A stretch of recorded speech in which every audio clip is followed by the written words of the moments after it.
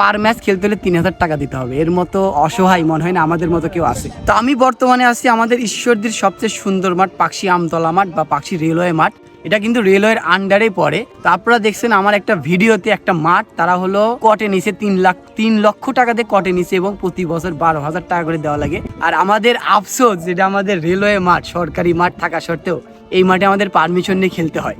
আমাদের রেলওয়ে কর্মকর্তারা আমাদের পারমিশন নিতে বলে এবং মাঠ ফি মানে পার ম্যাচ খেলতে হলে 3,000 টাকা দিতে হবে। এর মতো অসহায় মনে হয় না আমাদের মতো কেউ আছে যে কেউ এত টাকা ইনভেস্ট করে মানুষের খেলার সুযোগ করে দেয়। আর আমাদের মাঠে খেলার মধ্যে থাকলে মানুষ নেশার মধ্যে যায় না, আর সেই খেলার জন্য 3,000 টাকা করে পার ম্যাচ দেওয়া লাগবে, পারমিশন নেওয়া লাগবে। ভাই এটা আফসোসের ব্যাপার না? আমার বলতে কষ্ট বাড়াচ্ছে, আমার কাঁদা বাড়াচ্ছে যে আমি বারবার বলতাম এই ভিডিও বারবার বলতাম যে মাঠ আমাদের ঈশ্বরদের সবচেয়ে সুন্দর মাঠ, আর এই মাঠে আমাদের পারমিশন নিয়ে খেলা লাগে। ভাই এর মতো আফসোস আমাদের কিছু নাই। আপনারা ভাবেন যে আমাদের অনেক মাঠ আছে, নাই ভাই। রেলওয়ে কর্মকর্তা যদি আমার ভিডিও দেখে থাকেন, আপনার কাছে একটা রিকোয়েস্ট থাকবে বা একটা কথা থাকবে যে এই মাঠে কেন 3,000 টাকা বা পারমিশন নিয়ে কেন খেলা লাগবে, এটা আমাদের যদি একটা নোটিশ আকারে দিতেন তাহলে আমাদেরও সুবিধা হতো। ভাই আমরা খেলতে আসি এখানে, না রাজনীতি করতে আসি না নেশা করতে আসি, খেলাটাই আমাদের নেশা। সেই নেশাতেও যদি আপনারা বাউন্ডারি দিয়ে দেন তাহলে আমাদের যারা খেলাপ্রেমিক মানুষ আছে তারা নেশা করা ছাড়া উপায় পাবে না।